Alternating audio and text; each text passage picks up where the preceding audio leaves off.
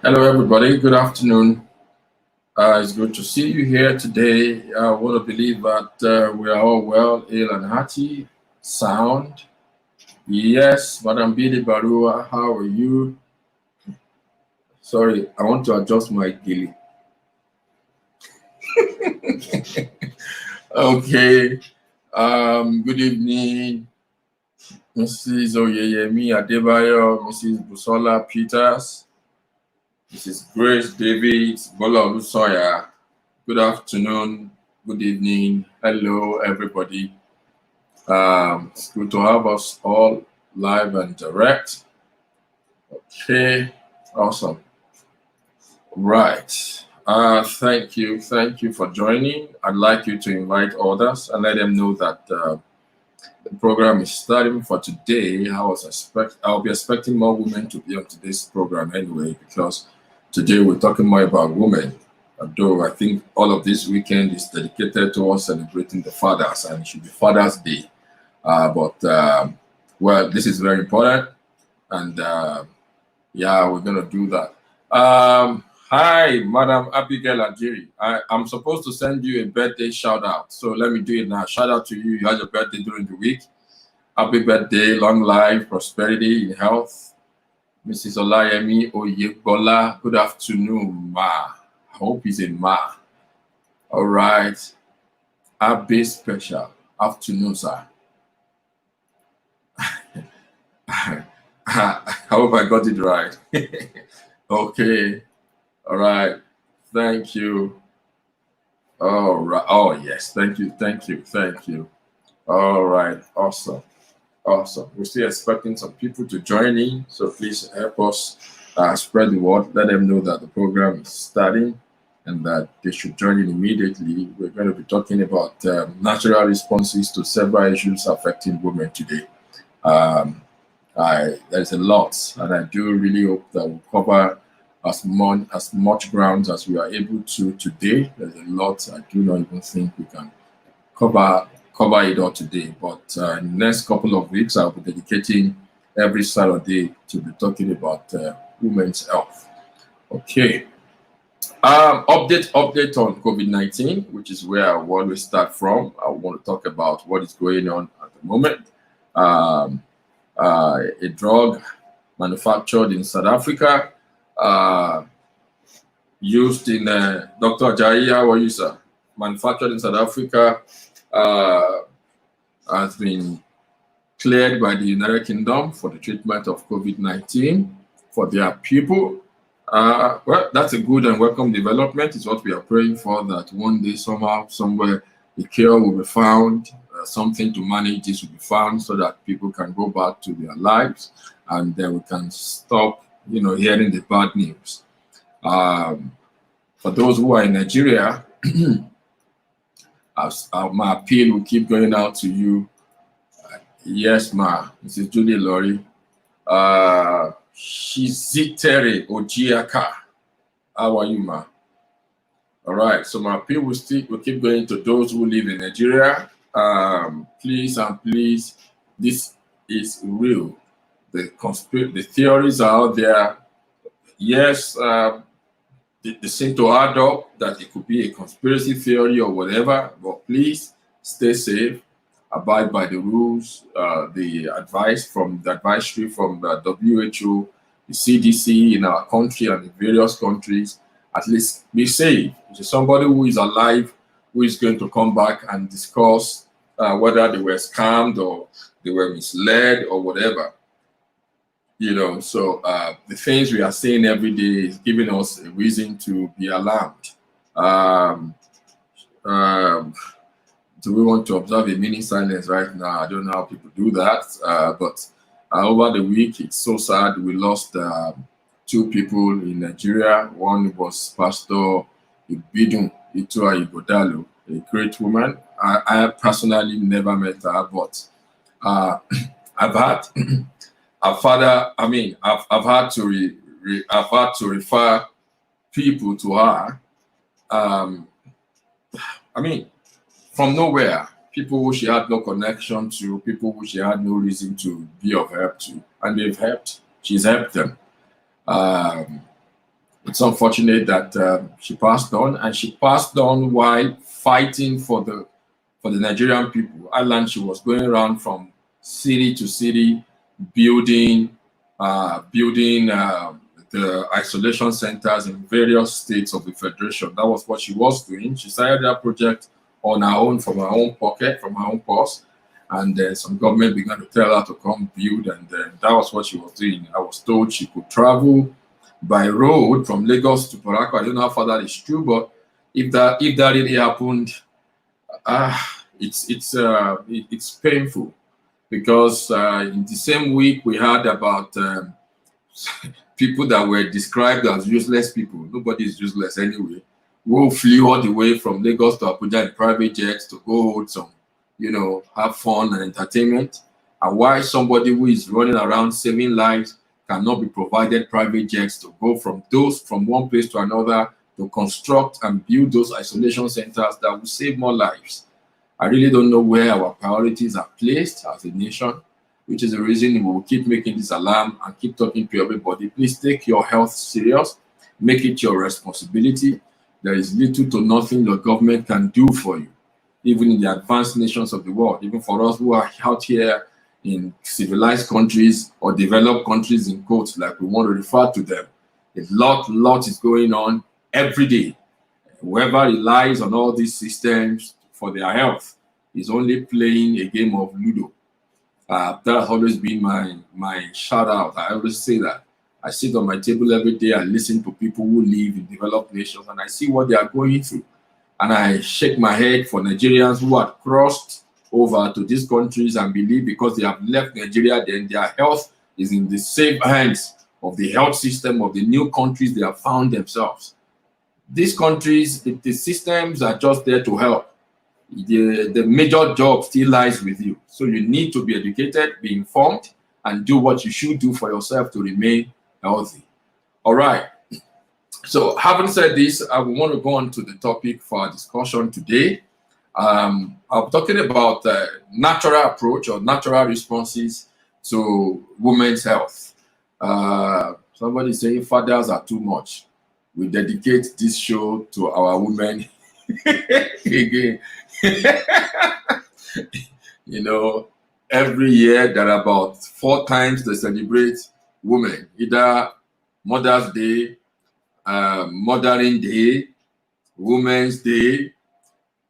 That's what to talk about, the day of the girl child, and all the days, so many of them. They even have Sisters Day, Happy Sisters Day. I think there is only one day for fathers, which is just this weekend. The Father's Day is celebrated. Mrs. Tololari Day, you're blessed. Thank you for joining us. All right, so I think a lot of more people are joining on YouTube and Instagram. Than on Instagram. Okay, it's good anyway. Right, when we keep our women, they will be able to keep us. The truth is that they make the home, they take care of the children. So we pay more attention to them. It's like we are paying attention to ourselves indirectly. All right, so I have tagged this series from menarche to menopause. From menarche to menopause. And by saying that, we want to look at the cycle of women, what goes on, all right, from the time they enter into that age of consciousness where reproductive activities per se begin to happen. But the truth also is that before menarche, several foundations has been laid, or let me say the foundation has been laid already before menarche. So like I always say that menarche is the first experience of a girl child of having a period, having a monthly discharge, right, as it is so called. And so that first experience lays the foundation. It's the first time, but even before that happens, a whole lot has happened. A whole lot has, come into play. And so these are the things that we'll be talking about today.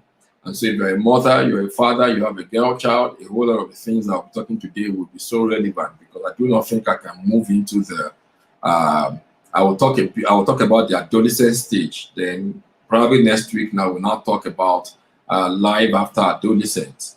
But it's so important because so many people were in their 40s, in their 45s, in their 30s right now. The challenges they're having in their health were things that began in adolescence, which they never paid attention to or they never knew about, or the medical sciences or the medical treatment or the consultants they were, their gynecologists or whoever they were attending to just knew little about holistic medicine. So they would treat them within the confines of what they know.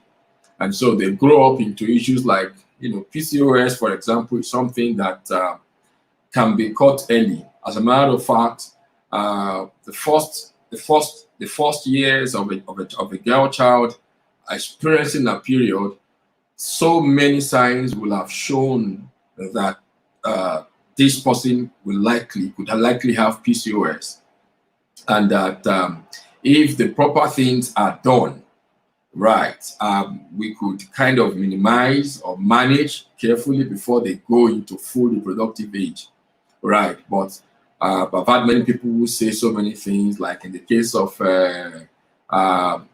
menstrual pains and the like of those things, and they advise just take paracetamol, ibuprofen. Yeah, they take ibuprofen, and then and there are people who have taken ibuprofen all through their period, all their years, and today so many things have shown up in their health. These were things that probably, if attentions were paid to when they were much younger, something could have been done. It could have helped, in one way or the other. So these are the things that I would just want to prefer solutions, natural solutions to, and see how we can actually get there. So many research is going on. A whole lot has gone on. A whole lot is been there, it's out there. I remember in 2016, at the United Nations General Assembly in New York, we were meeting and discussing childhood obesity. And then the statistics were reeled out. One major point I made at that summit that year was that the attention of the world seems to be focused on the developed nations of the world when it comes to childhood obesity, with little to no attention being paid to Africa when it comes to childhood obesity. And the reason they gave was that at the United Nations level, they are looking at issues of hunger in Africa. So how can you be discussing obesity when people are hungry? And I laughed, and I'm like, well, that is the Africa they want you to believe, or that is the Africa you are pushing out to the whole world. How many of you will have seen those videos or those posters of those people who say they are funding working against hunger in Africa, blah blah blah. They will now go to one remote place in Africa, go and bring up a picture of one child who cannot feed properly. It is that picture of that child that they are going to put up, and then they will tell everybody in Africa is hungry, and this is the way they look. One thin, skinny child, big tummy, the tummy is protruded, the neck is long, the head is big.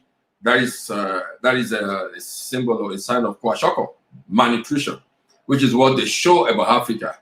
And then they will never show you Africans. For example, if you go on YouTube, you will go watch those girls who dance the Zulu virgin passage, rite of passage for Zulu ladies. You go see those girls there, see how robust, see how big they are. Right. Nobody shows those pictures or images of African people. They only show those of hungry, skinny people. So nobody's talking about obesity. And now these are underlying issues that young African girls are going through right now. Obesity is there, being overweight is being there, is an issue right now for young African girls. And we have little to no statistics to even say what exactly are the numbers of African children who are obese. Who are show us hunger in African posters. Yeah, what is the number of African kids who are obese, who are overweight? Wow, the numbers will shock us if we want to start going down there. But if you want to know, you can just park by the side Well, your children's school, one of these days, if you're going to drop them off in school, just park beside as they are going off into their classes, if yours are not anyway, and just begin to take a pencil and begin to take a count, and begin to count those kids as they begin to enter the classes, as they're dropping from their parents' vehicles and they're going into class. Begin to count how many of them are obese, begin to count how many of them are overweight. You will see them, the normal name, the derogatory name we call people who are fat in the Europe. You know how many of them are going through that, and that is a stigma, and that's why they are stigmatized by their colleagues and their classmates because they see them as absurd. I mean, as odd, like, why are you so big? Why you cannot lift yourself? Oh, why are you sweating all the time? But all of these things that these kids are going through, they are going through them because of the way their parents have brought them up. I have seen parents who both are skinny, and you see their kids so big. You wonder what is going on. So is that genetics that is playing out there? That is not nature. That is not genetic. That is nurture. It's the way they have nurtured those kids. And so there is a stage called thelaki. Thelaki is the onset of the female breast development. It's the onset of the female breast development. Medical research showed that in between 1960 and 1940, thereabout, that figure, that age was managed. It was reduced. I think after the World War, and then people now had to go back to some restrictive diet. It affected young girls. It affected the way young girls were expressing breast at their onset, right? And so thelaki was said to be between the age of 12 and the age of 14, which in the last 200 years has been the highest so far, meaning that it has been the safest. But after that, from 1960 upward, as we speak right now, in fact, right now, it is the lowest that it has ever been. African American girls are said to express breast at the age of 7, on an average, at the age of 7. I do not know the statistics for Nigeria, but I won't be surprised that I have seen a few young Nigerian girls at 7, at 8, who are already expressing their breast. We're already going to thelaki. And one thing I always say is that if you rush into menarche, if you start it early, they will also rush out of life early, because what has been discovered is that before the age of 25, 30, there will be some life-threatening conditions that these children are going to be faced with.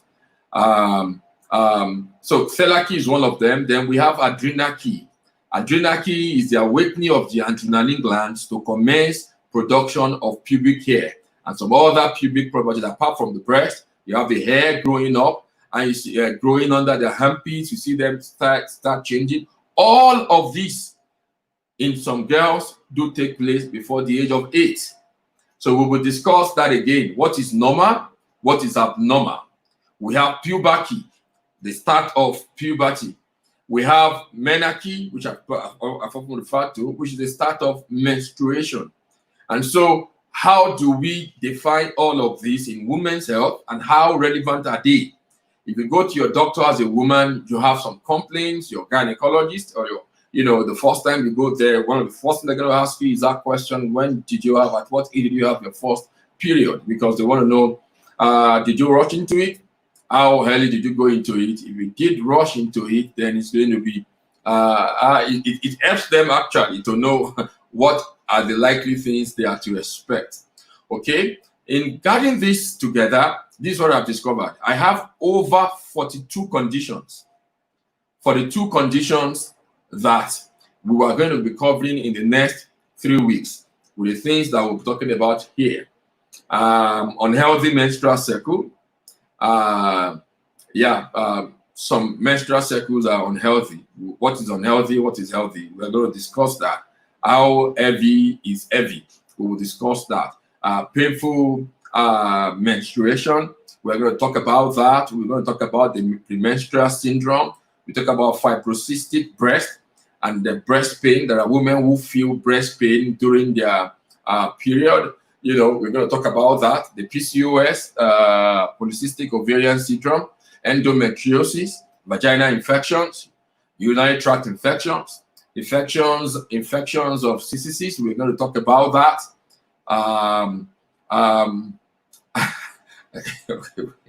Okay, hello, ma.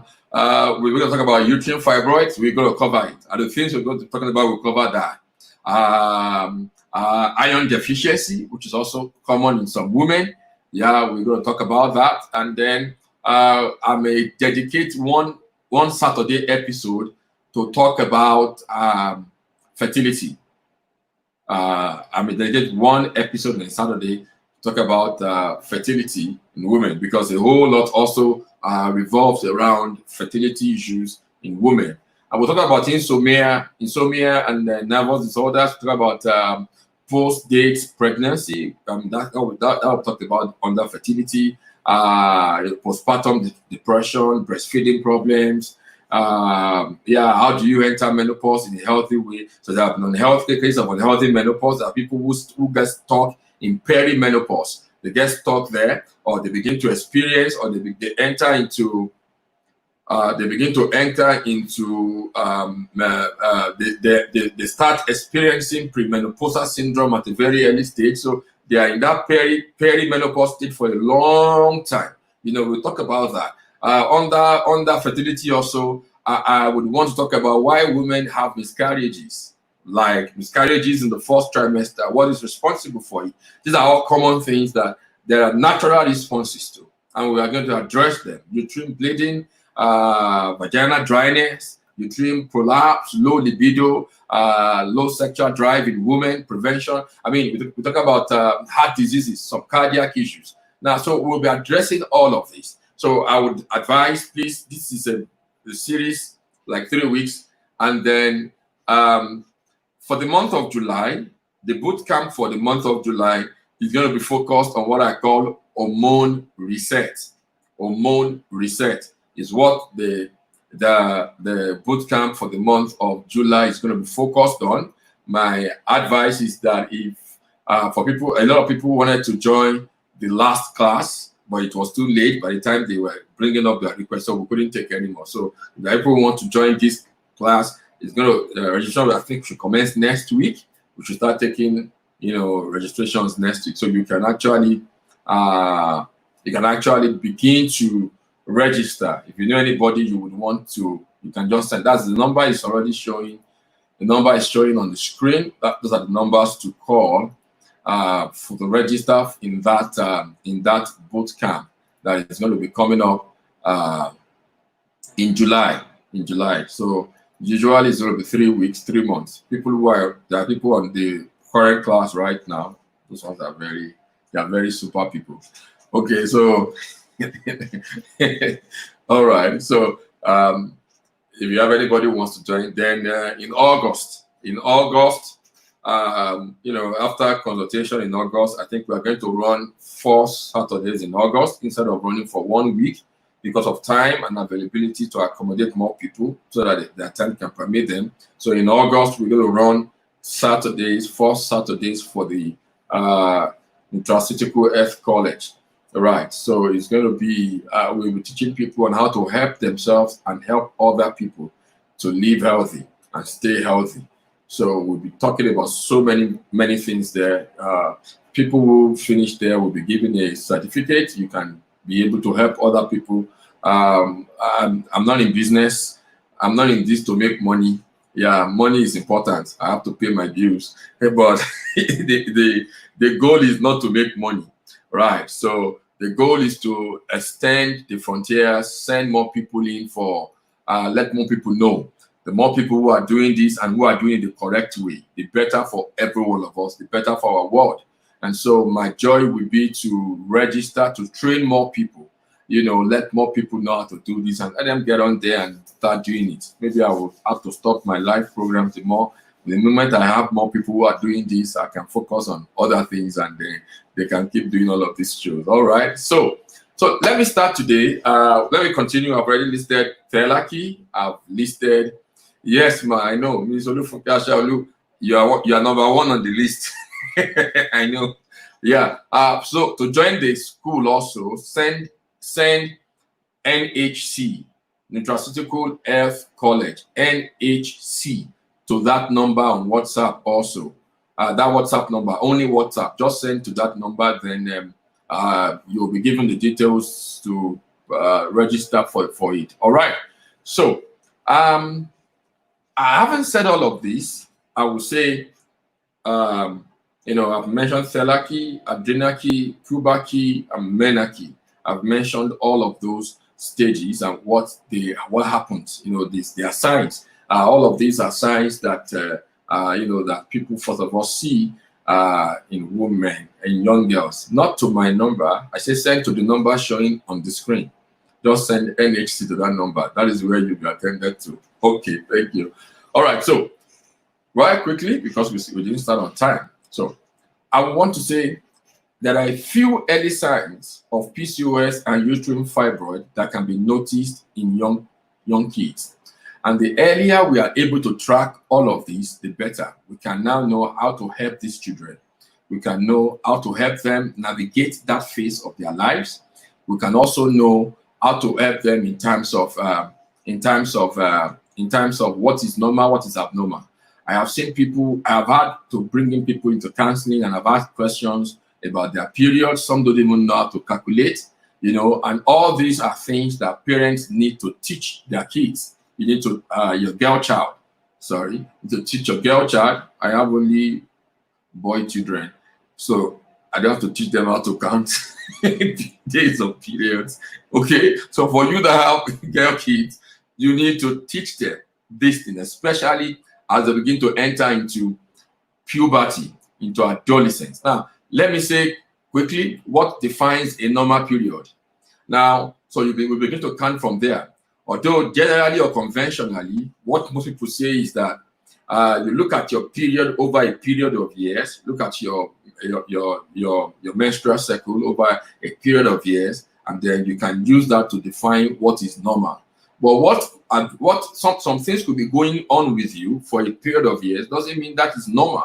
It could be totally abnormal. So they say that when you look at it, maybe your period runs between 7 to 10 days, and it's running 7 to 10 days every month, and 7 to 10 days is a bit on the high side for anyone to bleed for.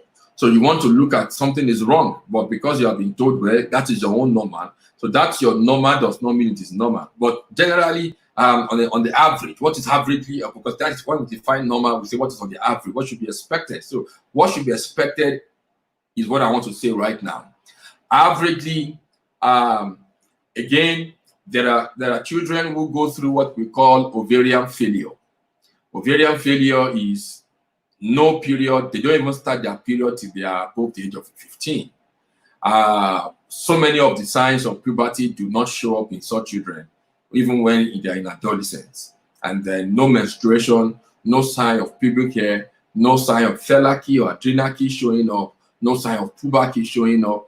That is abnormal. That is one extreme, and then we need to pay attention to it. So if you have a child or you have anybody who had gone through that, the likelihood in that case is that something is waiting in the future. When they want to start having reproduction take place, there are chances that things will go wrong. Already, that sign has shown us that something is wrong that should be paid attention. But in most cases, we just feel like nothing is happening. Well, it could just be a normal. That is not a normal delay. At 15 is already abnormal. Something is wrong that attention should be paid to. So period should start between now what they say is 7 and 8, which we also do that is not normal. So we are looking at between the age of 11 and the age of 15. The age of 11 and the age of 15. So once the child is entering the age of 11, we should say, okay, that is normal.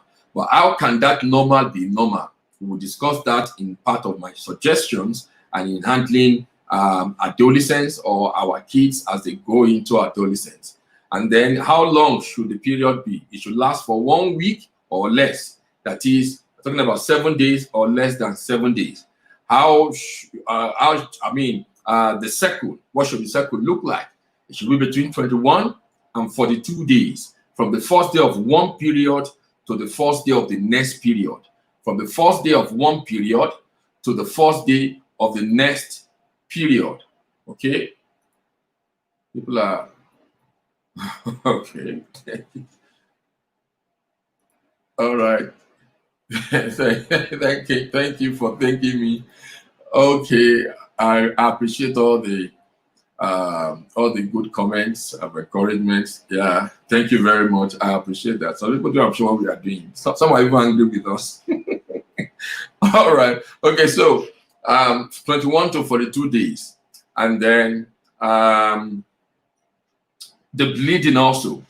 There can be bleeding which is too little. That also is not good.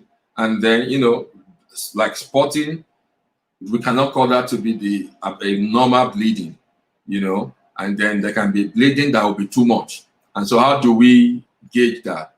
At least one part in a day, at most 2 parts in a day. If it's going below 1 part in a day, more than 2 parts in a day, then attention needs to be paid to these things. If care is taken at that early onset of a child's life, these signs I just mentioned, anything below or outside of it are things that are indication that PCOS is possible, uterine fibroid is possible in the life of that child, ovarian failure is possible. All these are possibilities that needs testing immediately. So if the child, you see, again, I come back to the issues of our medical doctors, gynecologists, and the likes of them. A whole lot of them will tell you nothing is happening, just take paracetamol, the child will be okay. And they will keep managing the symptom, whereas the major problem has not been attended to. So when that child now goes into adulthood, then we now begin to face issues, and several other issues start coming up. Now, these are issues that, if dealt with at that stage, can be well handled. And what is the solution? Let that child quickly take that child for testing. They will ask you, what are we testing this child for? Let them do the normal scans. Let them take tissues if possible. Let them see are there chances of fibroids growing up in that child's body. There are other symptoms of PCOS that can be confirmed. If all of these are confirmed, so that means that it is a possibility that child will have all of those things immediately. Treatment should commence. Now ask me, what are the treatments? The truth is that there might be no medication they might give to you at that age that will help that child. The treatment I will discuss as we go on. So these are what I tag as normal, and then not just what I tag as normal. It's a conventional thing. It is what it is what science has said is normal. Now let me address the issue of menstrual irregularity, which can also be found in adolescents. Now I'm still not talking about people who are already giving birth to kids or people who are about to enter into menopause. Not yet. So that will be done next week.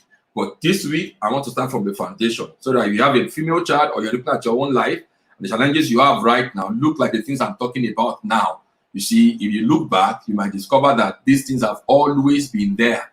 But because you never paid attention to them while you were growing up, you didn't pay attention to them. That is why you are where you are today. And so to reverse it might need us to go back to the beginning. And then we'll now begin to count forward and pay forward and see what we can do to address the issues. So in 5 minutes, I would want to talk about issues of irregular menstrual irregularity in adolescents, abnormal uterine bleeding. There are kids, there are adolescents who do that. I won't call them kids. Sorry, I say adolescents right now. I know you understand what age bracket I'm talking about, right? In frequent bleeding, infrequent bleeding, intermenstrual bleeding, postcoital bleeding, so I will want to talk about this. Now, a whole lot of our young kids are also being introduced early to the use of contraceptives. It might shock you as a parent, and then I want to put a caveat here that you will need to sit down and have conversations around sex with your children.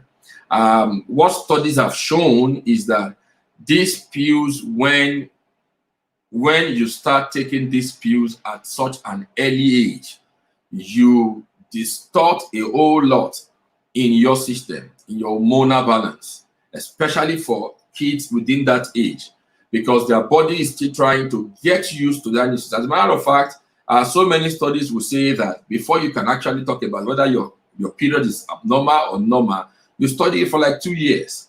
So imagine a child who began to see her period at the age of 13, and by 15, she has started using pills. What is there for her to study? For people who are grown up who use pills, you will know that if you use pills, it kind of resets your cycle. That's the way of resetting your cycle, right? So imagine a young girl who has just started 2 years, 3 years, and then she's now on birth control pills. It's obvious that her cycle will be reset for life. And so if she continues on such pills, only God knows what's going to happen to that child at the end of the day, right? So all these are things that we need to sit our kids down about and discuss and talk with them about. What are their choices? What are the options and the consequences of their choices? You can't just say, okay, well, do whatever you want to do, or we play the ostrich, like we don't know what is going on with them, and then we just want to leave them to chances. That should not be. I will talk about menstrual cramps and pain. I got a message last week from a young lady who said her mother watched the program and told her to contact me. What can she do about her menstrual cramps and pains? I grew up with a lot of female friends who go through that period with serious pain. I mean, I knew one who would not even come to school during that period of her life. That is totally abnormal. And then that could be a symptom. It's not a symptom for PCOS, right? Very painful period when the uterine line is being shed, and then you have a whole lot of pain surrounding that. There are things to be considered, there are things to be done. I'll share with you those things in the course of the program today. Okay, and so I go back to why, those irregularities that are experienced in children, in adolescents, ladies especially, when it comes to their period. There are issues of medical illness, and then we cannot take that out. Thyroid dysfunction could lead to that.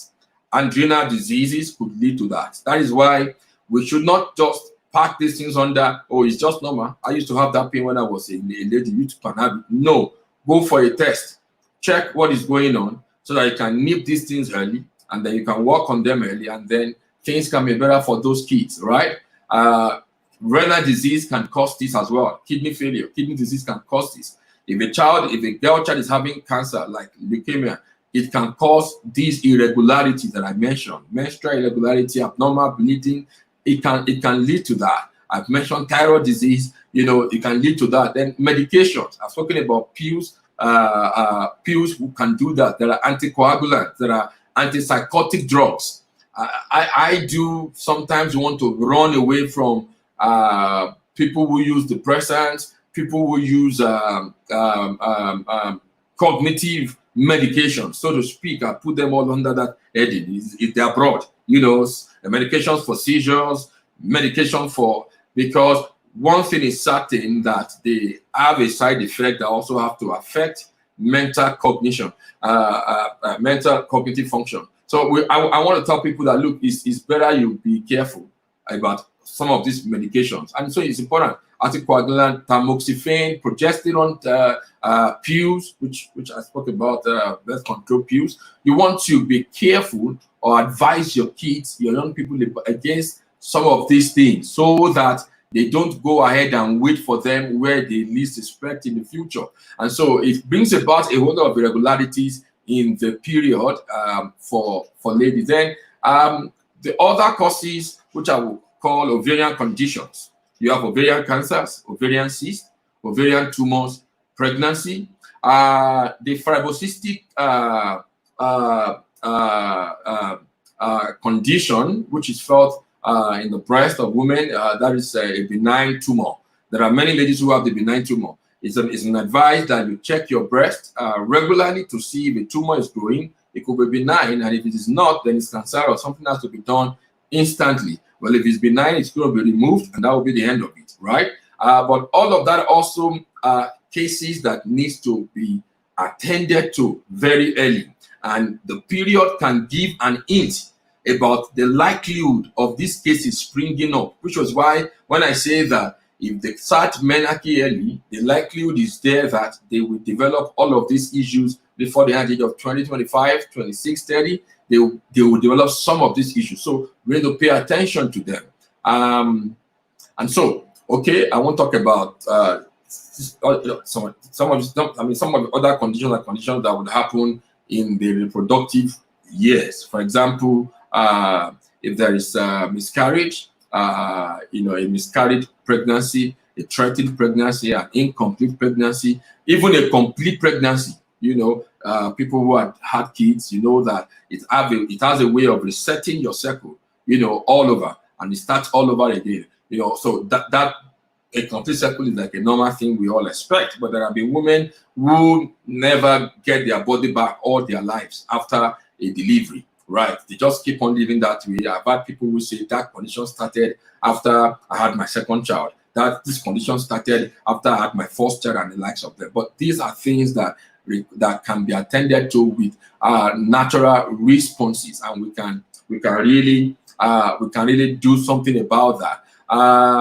Now, you also have issues of hirsutism. What is hirsutism? That is when you see adolescent adolescent girls who are displaying more masculine features. You see them growing beards, they have hair on their chest. That is a likely symptom also, showing that there could be so many conditions attached to that: PCOS, uterine fibroids, fibrocystic, and all of that. Those are, there are signs that this will happen in those girls. If attention is paid to them, then acne, the severe or mild one, acne from mild to severe. There are people who are always, I grew up with some people who are always, every time, their faces are usually like that, always, every time. Acne is there, they call it pimples, and all the likes are the pimples, everyone's, the rocky ones coming up on their faces.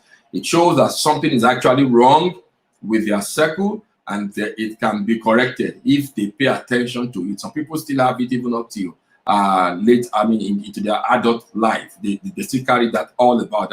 My period. That is why my face is all of this and all of that. It is not supposed to be. It's a symbol that something is happening. There are scientific evidences to back this up. Studies have been done to confirm that all of these do happen. So I will speak in the next 5 minutes about what are the likely solutions. Sis, all things natural. How you did? Oh my word. Sorry guys on Instagram. That was my mom was trying to call. I don't know why she called at this time. Okay. Don't mind. She doesn't have any. She never had a daughter, so she will be calling us. We are both our sons and our daughters. All right, so she's allowed to call. So I will speak with her after the show. Okay, so let me speak quickly on what are the solutions and what you can do. 2 things have been at the bottom of every sickness, of every condition. 2 things. I think I've said that once under this show. One is toxicity, and the second one is deficiency. One is toxicity, and the second one is deficiency. And the earlier you begin to address these 2 issues in the lives of your children, oh, sorry guys on Instagram, she's calling again. The earlier you begin to address this in the lives of your children, the better for you and for your family.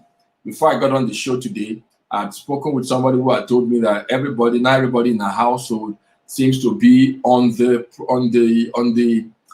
diet. They are all, doing healthy living, clean, healthy eating. I've spoken with somebody who told me the kids now, they are making their combination. I said, children are so creative.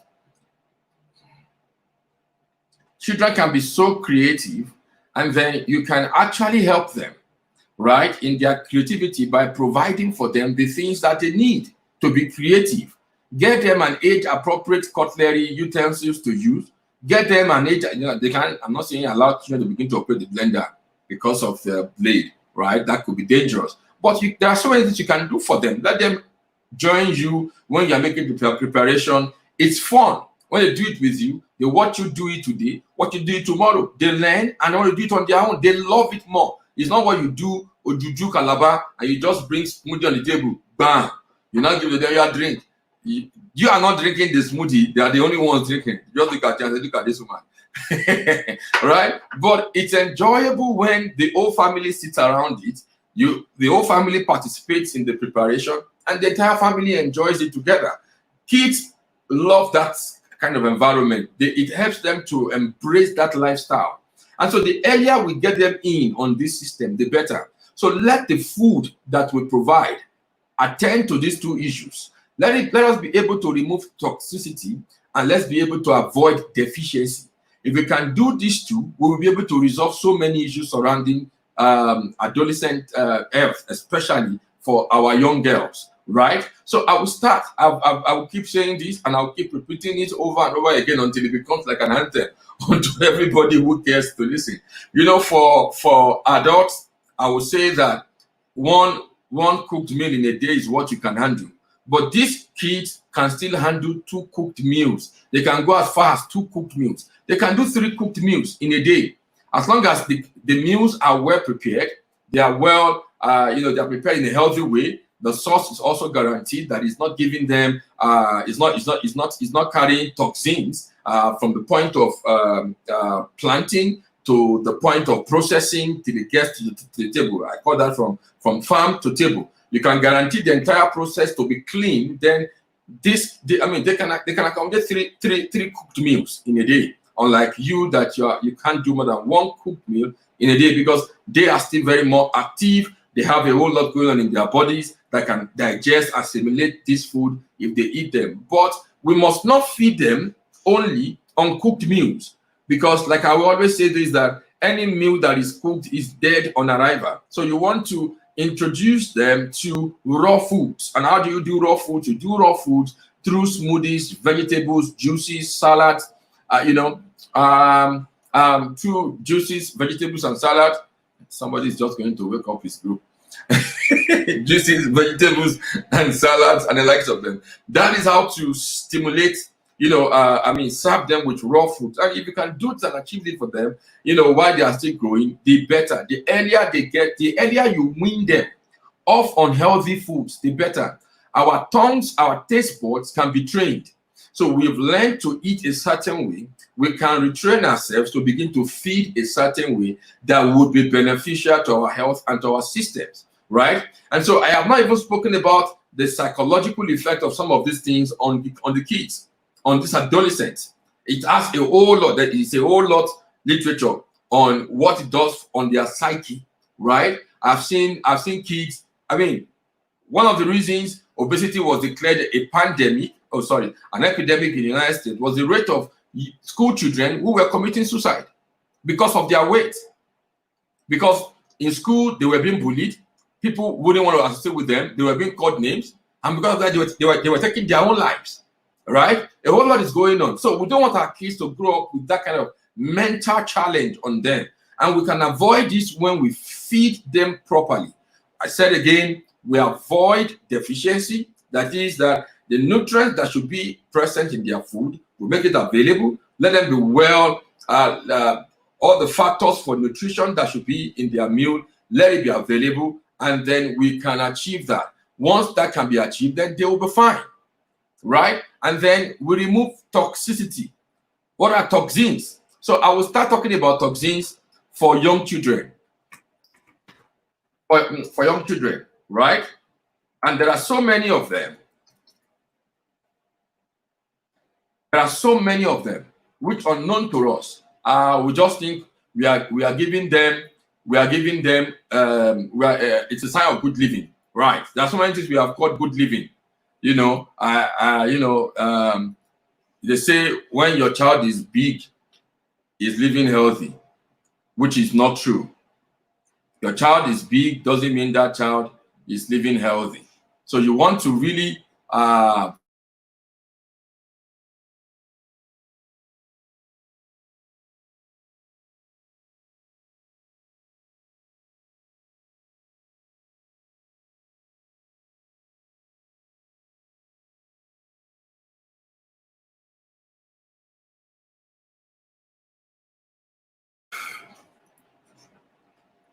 okay. All right. Sorry, I'm back. Never took light. I quickly had to speak with my mom, else we will not be able to continue this program. She kept ringing. Okay, so all right. So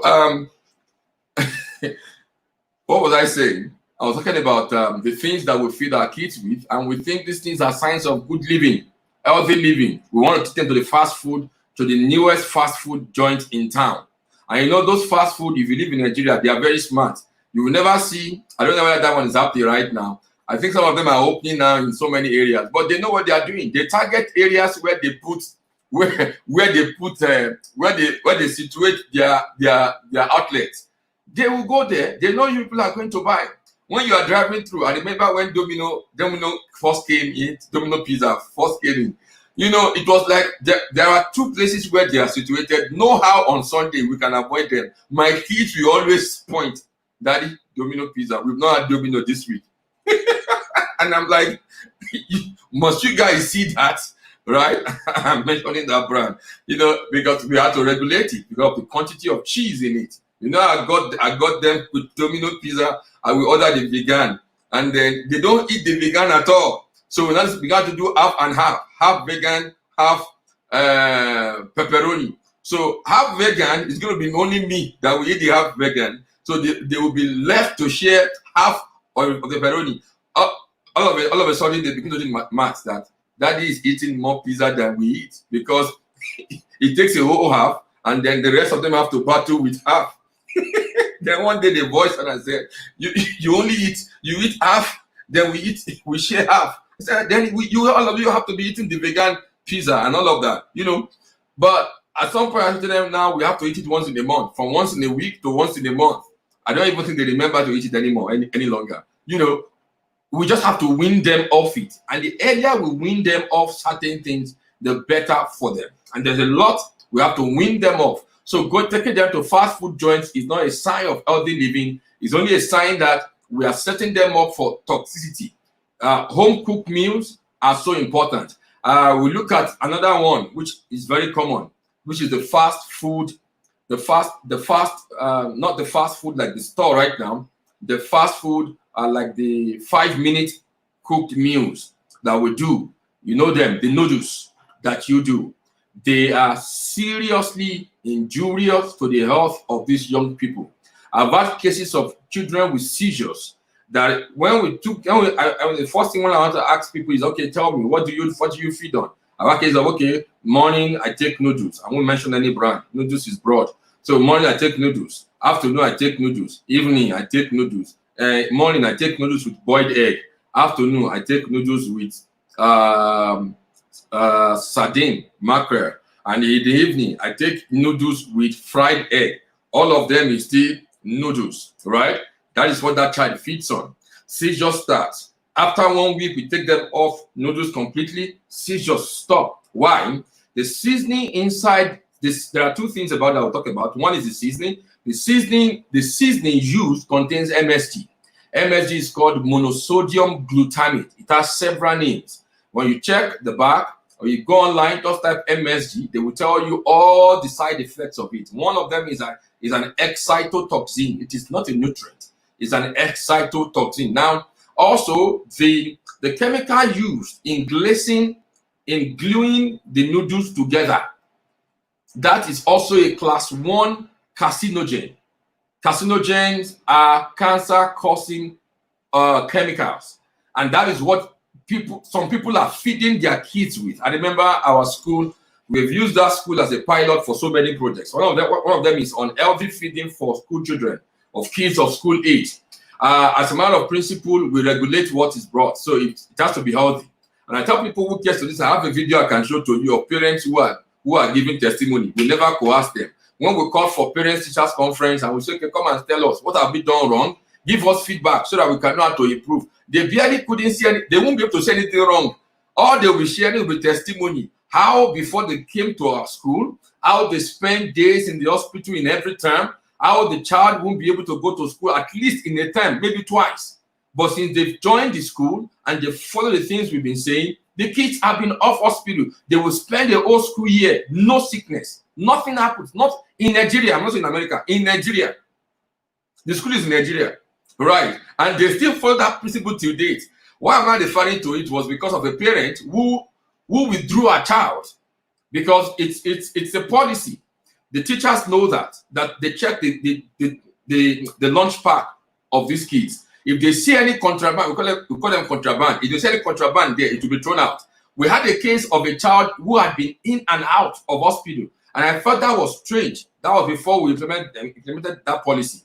And I checked, okay, can I see the food, the drink this child was taking, right?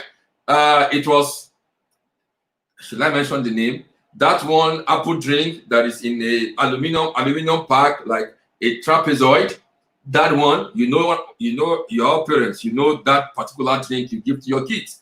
By the time, okay, I said, okay, can you please bring the drink? They brought that drink. We emptied the content of the drink in a glass. When we did that, we split it open. When we split it open, we saw fungi, molds already growing inside the drink. That child had finished about 2 cartons already. They were on their 3rd carton. What am I trying to say? That is the mold that child has been feeding on. And they have been loading that child with antibiotics. Antibiotic. Today is an infection. Tomorrow, tonsillitis. Yesterday, the child is coughing. Even up to the use of plastic bottles, plastic wares. There are wares that when you check, you look at them. For example, let me show you the one I have here with me. Let me show you this. Can you all see? Everybody? Okay. There's a brand on it. All right. I want to show you the top of this bottle. Let me show you this. No, I'm not trying to open that. Okay, look at this. Yeah, look at the mouth of this. Guys on YouTube, can you see it? I have to lower this a bit. Can you see? You can all see the mouth of this bottle, right? Now, you put drinks in these. Sometimes it's not only drinks that are put there. Many people don't even wash these bottles themselves. They give them to house helps to watch for their kids. Right. What is possible is that it's possible for growth to begin around the mouth of this bottle. Around the mouth of this bottle. Inside these tubes. Some of them buy those ones that have a straw-like structure that the kids only draw from the straw. How do you rinse the inside of the straw? Many times there are germs percolating in the straw, and the kids just zap everything in, against their own health. You don't want to do that. If you open this bottle, look at this. Around the neck here, there are some that have so many spines around there and around there. Proper cleaning is important, but the best thing to do for kids, in fact, do not buy any bottle that looks like this for your children. Again, when you look at inside of this, at the inside of this, right, there are some bottles for kids that don't even have a detachable cap. So they just open the top like this and they empty the liquid into it. So they don't even know what is going on around here. Which if you bust open, you'll be shocked and surprised at the amount of germs, fungi that are building there. And so you want to be careful what you are giving your children.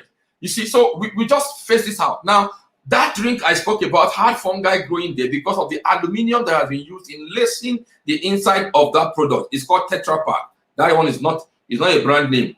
It's a general product. So it's called Tetra Pak. That is what is used in packaging every fruit juice, every fruit drink that you see that is inside a carton, paper carton. It's called Tetra Pak, right? It's aluminum that is inside. Apart from the aluminum being able to leach into the food these kids are eating, affect their hormonal balance, aluminum will do that. I've spoken about heavy metals. I've spoken about mercury, cologne, and perfumes. If you use them, deodorants, cream, skincare, and beauty products that contains heavy metal, there is no way your hormone will not be distorted, right? So you want to avoid toxicity. I've just mentioned a few for children. And you want to remove those things that can make them. I have seen parents who think because of they are living a very high lifestyle, they buy handset for children who are yet 10 years. Their brain, their skull is not formed enough, and you are giving them such a thing to use. It's dangerous. You don't want to do that. So avoid toxicity, avoid deficiency. Feed them intentionally. You can avoid most of these things. I will not mention the use of dairy products and dairy products for adolescents. If a child begins to show all of these symptoms, irregularities in their period, you want to take away dairy products from them completely. They should reverse to plant-derived milk if they must take milk. And we talk about tiger nut, almond milk, coconut milk. These are all simple things to make. Go on YouTube. There are several people who have come up with how to make these things. Let them add those to their meals and they will be fine. All right. So this is how far I can take for this week. I will enjoy you to join us again next week as I continue in this series. So I'll be revealing more things and I'll be showing some natural means. Today now I have not mentioned any herb. I have not mentioned any supplement. I just mentioned natural things, steps you can take to help yourself and help your children. Thank you very much, everybody. We'll see you again same time next week. Register for the boot camp. You can also register for the boot camp. Register also for the NHC, Nutraceutical Health College, that will be coming up in August. Every Saturday in August. That is when the school will come up. Thank you very much.